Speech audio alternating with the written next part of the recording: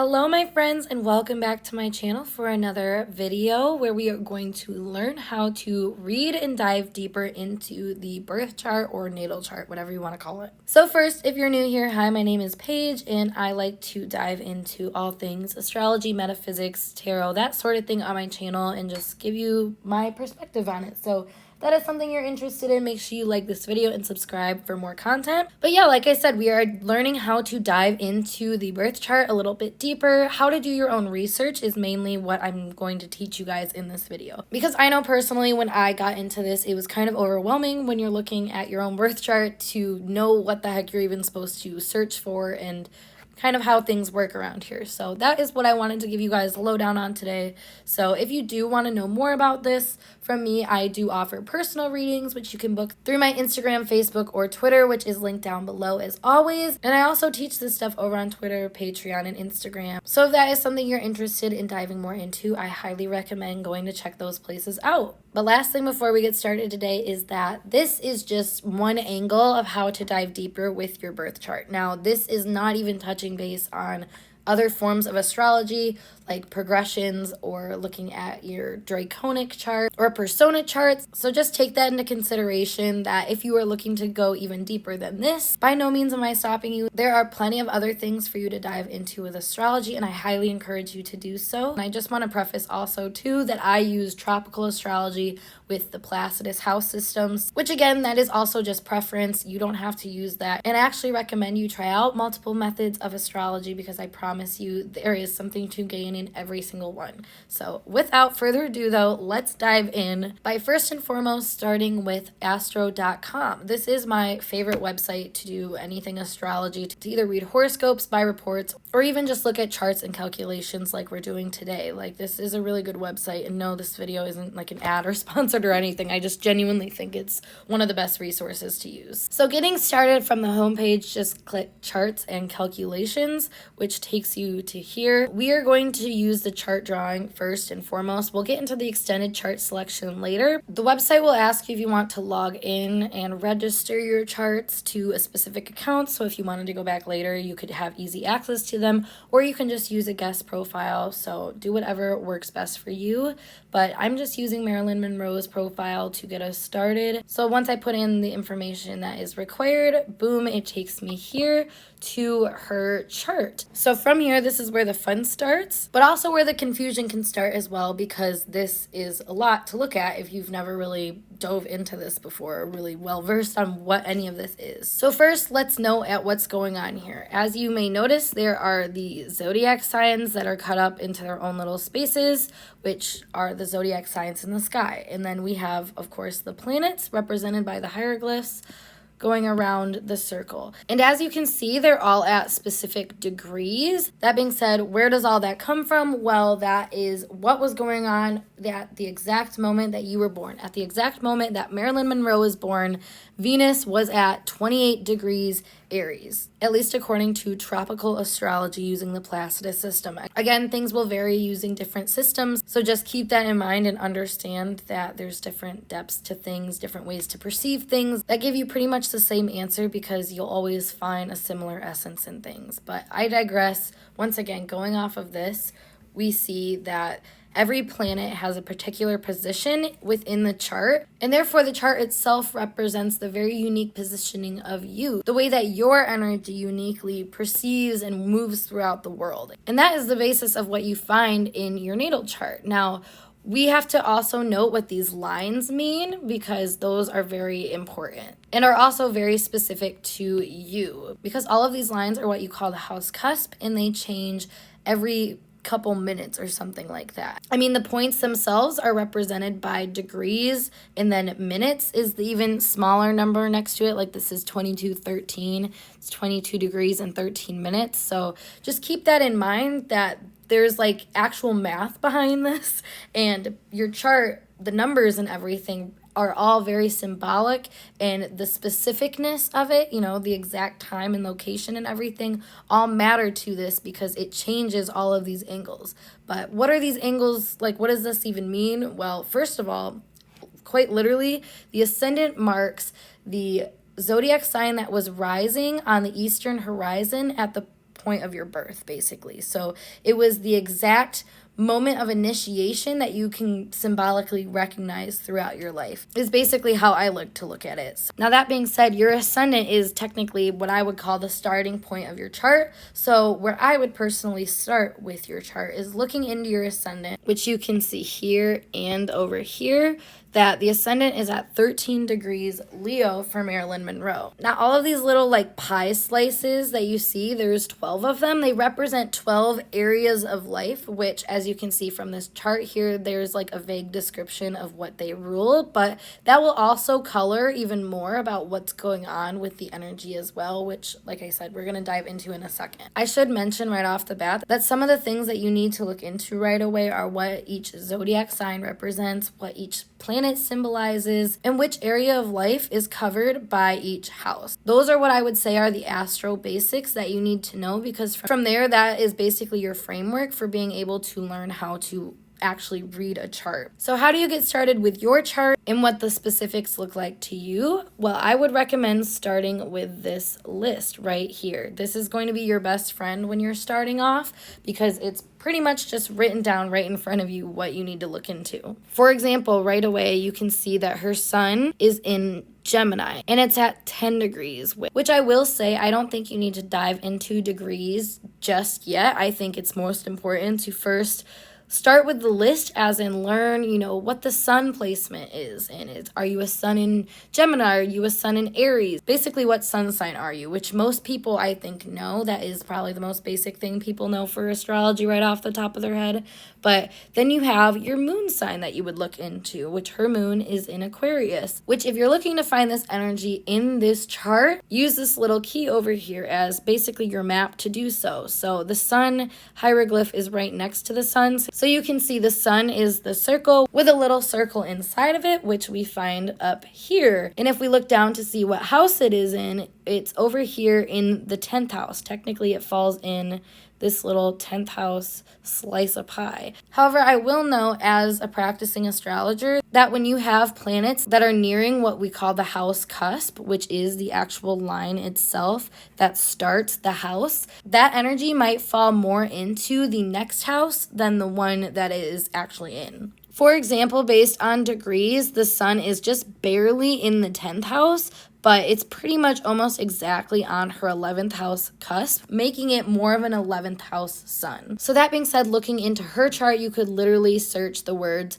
sun in the 10th house, sun in Gemini in the 10th house, sun in Gemini. Those are all things that will give you some insight on this energy. Like I said, just start with the list and figure out first, look into what the planet symbolizes, because each of the planets and luminaries and angles and all of that symbolize something in themselves. Basically, they're all functions of the psyche. So if you get clear on that, then you can look into the sign that they're in, which would be, sun in Gemini, moon in Aquarius, Mercury in Gemini, Venus in Aries, and so on throughout the list, to then figure out the characteristics of how that psyche function is actually working. For example, Mars is one of our primal functions in the psyche. Mars in the chart represents your drive to assert yourself, so the sign that it would be in would show in what way you choose to do that. For example, Marilyn Monroe has her Mars in Pisces, and Pisces energy is very symbolic of passivity or being very compassionate or perhaps being very lackadaisical, so that would show in the way that she would assert herself. Pisces energy is also very glamorous, which you would see by the things that she would do. Her Mars is also sex appeal. Her sex appeal was very glamorous. And if I wanted to know more about it, like I said, I could always search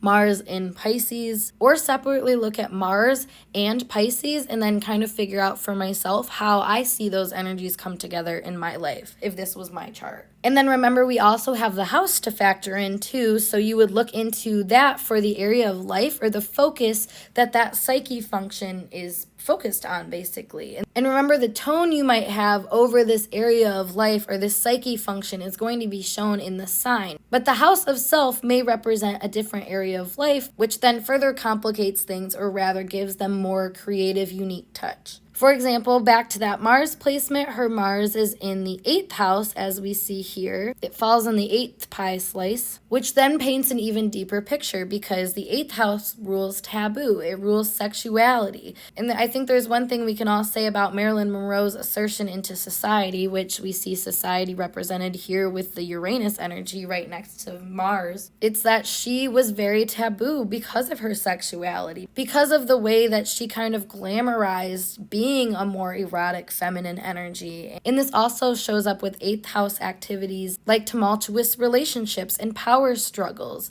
So she was getting herself involved in some pretty intense power struggles, but in a rather jaded way where she was probably getting easily persuaded or just put into really hard toxic situations because of her passivity. Or this suggests that she was put into life-transforming situations while she was doing something passively, which I'm pretty sure Marilyn Monroe was discovered by passively doing something and basically catching people off guard because of her magnetic sex appeal, which I'd say you could definitely accredit to some of this energy over here. So once you break down the planet with the sign and what house it's in, again, you can Google search things like Mars in the 8th house, etc., things like that to try to figure out more information about your placement. In your own context, obviously. Don't just search Marilyn Monroe's chart. But then if you want to get even more down to the nitty-gritty, you can look into degrees, which degrees make things more niche-y, more specific to see how things might actually play out. For example, if I was looking at the specific degrees for her ascendant, I would start first with what the ascendant is, which it represents the way that she presents herself. In a way, it's like your changeable reputation where you basically choose how you're being perceived, even if it's not super conscious. Like I said, it's a symbolic point of initiation. So with the ascendant being in Leo, that will have a lot to do with ego or finding things that are pleasurable or things that make you feel radiant or finding a sense of confidence and courage, because those are all Leo themes. So anywhere where you can show up and be like, this is me, baby, this is it. Like Leo the Lion suggests, then that is all Leo rising, Leo ascendant stuff. So again, if I was looking deeper into this, I could look up Leo rising, Leo ascendant. Both of those are synonymous terms, but even further, though, to get into the degrees, we have it at 13 degrees, which if we look at this little chart, this is what I use to personally reference the different degrees, different planetary rulers, and actual zodiac sign rulers. So going based off of that, 13 degrees is in Aries or Mars degree, giving this ascendant, which is already a very strong, brave, confident ascendant, even more willpower and desires to go out there and get it, because that's what 13 degrees is all about. I also just posted on my Instagram a little tidbit about how anything at Mars degrees, so 1 degree, 13 degrees, or 25 degrees, any planet or angle there tends to get a lot of heat there, or just a lot of people that may oppose that person, since Mars is all about competition and battle and whatnot. Which I would say is fairly accurate for Marilyn Monroe, because a lot of the time her confidence was something that people were very attracted to the point where they were either repulsed by her or very sexually attracted to her, which again are specific to Mars, which is shown by this degree. But you see it happening in a more Leo way where she's, still a star. She's still very much loved because of the way she puts her heart on her sleeve. But at the same token, that also gets her hated and arises some competitive energy around her. So to get into degrees, you kind of have to know about the fundamentals of what the planets and the signs symbolize to factor that all in together. However, I will link down below this PDF that I found online that has a ton of different interpretations for every single degree. So if that is something you're interested in, I highly recommend this, because like I said, that will just make everything kind of come together in a very conclusive way where you can place the energy very specifically. Now, to look even deeper into your chart from here, once you've looked into pretty much everything in this chart, as well as the node and Chiron, those are also things to look into. Chiron is actually an asteroid, so it may not be factored into all of the material you see on Astrology, because they like to focus on what they call planets or the luminaries. But nevertheless, points like the North Node or Chiron or your ascendant and your house cusp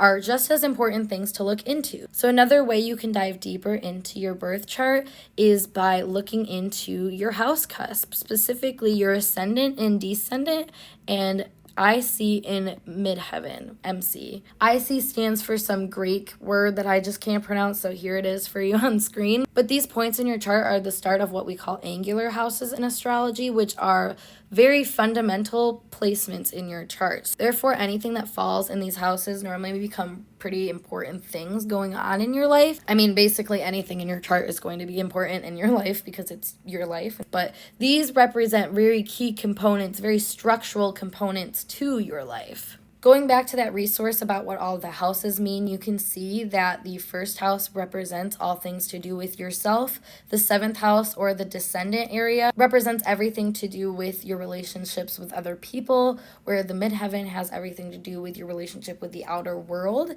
And your IC, or your fourth house cusp, and your fourth house in general, is everything to do with your inner world and your home, your private life. Like I said, those are very structural components to your life, where if you didn't have them, you wouldn't be able to have the other parts which come after, which are called succedent and cadent houses. But that's just basic kind of vocabulary about this. It's not that important unless you just want to know the basics of astrology. So with this information, you can look up what it's like to have your certain rising sign or descendant sign or your midheaven or IC to figure out more about you. Since the MC and IC are also referred to as the parental axis, this is also a very important part in your chart because it's going to tell you more about how you perceive the world and your inner world, your outer world, based off of your relationship with your parents. And fun fact, there's actually this thing called derivative astrology, which you can use to learn about basically anything and everyone in your life just based off of your chart alone. But yeah, like I said, just being able to Google like Taurus midheaven or Scorpio IC can teach you even more about your fundamental behaviors, but that even goes past just those 4 houses, and you can do that with any house. So one thing it's important to know is that every line in the chart goes exactly across. That being said, the house cusp are always going to be at the same degree, just in the opposing sign.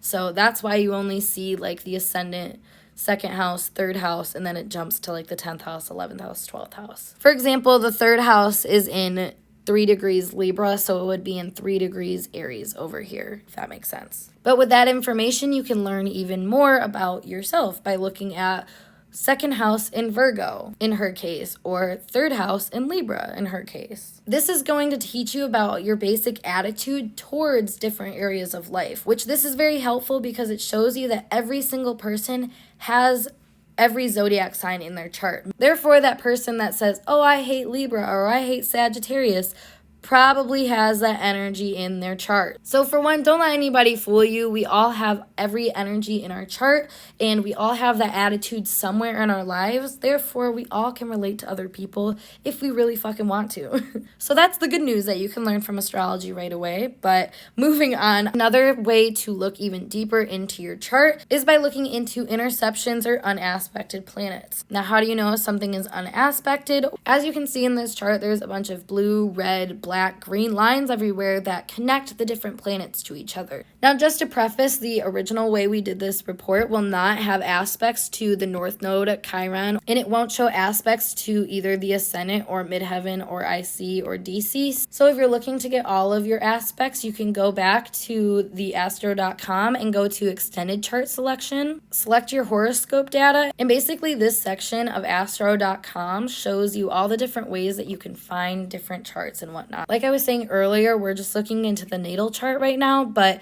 there are tons of different charts that have different reasonings and symbolisms behind them. So I definitely recommend checking them out and learning more as you learn more and feel the need to advance further, because as you can tell, there is a ton more things to dive into. Also, this is where you can go if you want to change your house system, if you know what you're doing with that, or if you were looking to do sidereal or draconic, all those other little fancy adjustments that you can make to it. But we're just going to go down here and click to all objects. So you have all objects having aspects shown to them. Now, last thing before we dive into aspects and other things, you can add on asteroids if you started to learn about asteroids, because the only asteroid that shows up automatically is Chiron. So if you were looking to add literally any other one, you have to do it through this, which as you can see here, you can go through the list or do a manual entry and figure it out from there. So as you see, this added a few more lines to her chart, but that just gives us even more things to to look into. Now, this is personally where I think the fun begins, because this is where you can begin to look into interceptions in a chart, which interceptions are found when you use the Placidus system. And I believe it's because the house angles change based on your distance from the equator. So you can have what they call intercepted signs, which basically means that a house cusp doesn't fall directly in a sign. If that's the case, this is what it would look like. And you can always Google search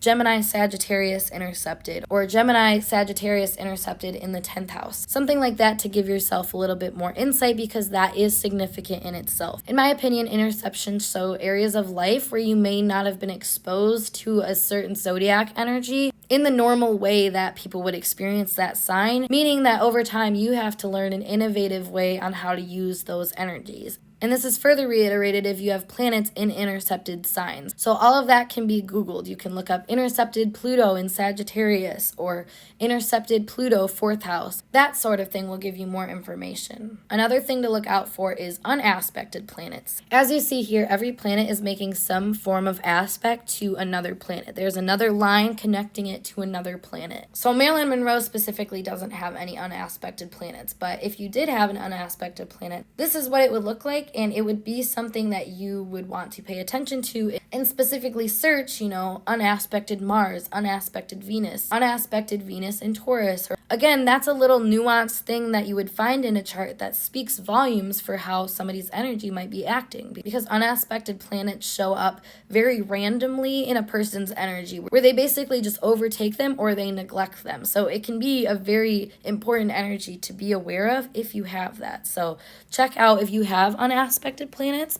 But then from there, I would say to move on to your aspects, which are these little lines, like I said, which you can always go off the lines in the chart, which you might have noticed by now. This is a 360-degree circle, meaning just like you learned angles in math, it's basically the same thing. A square is 90-degree angle, and opposition is 180. Trines are 120 degrees, and so on. So again, it's important to note the roots of math that you see in astrology. Like I said, you can go off of the chart based on the lines that you see if you feel confident to notice that, the moon is opposing like Neptune in this case. Or you can go down to this little chart at the bottom and basically figure out from there from the symbols. Now, they don't have a key to the symbols listed on the actual chart, so I'll put one up right here. But each of these angles have a different energy to them. For example, the conjunction is empowered energy because the conjunction means it's one planet on top of the other. It means those planets are working together and they have to join forces, essentially. Versus, let's say, an opposition where the planets are working against each other. Quite literally, the energy is working as opposites. And this is all something you can look into in your chart because it will further tell you more about some inner dynamics that you have going on. Now, I will say when it comes to Google research this far along, you're not going to find a lot of conclusive resources that are going to tell you exactly what your placements mean. For example, you'll be able to find moon opposing Neptune online, but will you be able to find, in this case, moon in Aquarius opposing Neptune in Leo online? Honestly, I'm not sure. It really just depends on what kind of resources are out there that you can find, what kind of random blog post somebody might have wrote 10 years ago. I mean, it's really up in the air. And that's why I will always recommend books and basically just learning this system on your own so you can do your own interpretations, because that is truly going to be your best bet, as well as going to a professional astrologer that can give you some tidbits on your specific placements. But looking up the aspects has honestly been one of my favorite things in astrology because I find it's very telling of the themes that are going on in your life. The planet is the function of the psyche, whereas the sign is the characteristic of how that function of the psyche is acting, basically. And the house shows the area of life that it's focused on. The degree shows the very specifics of, how that might unfold.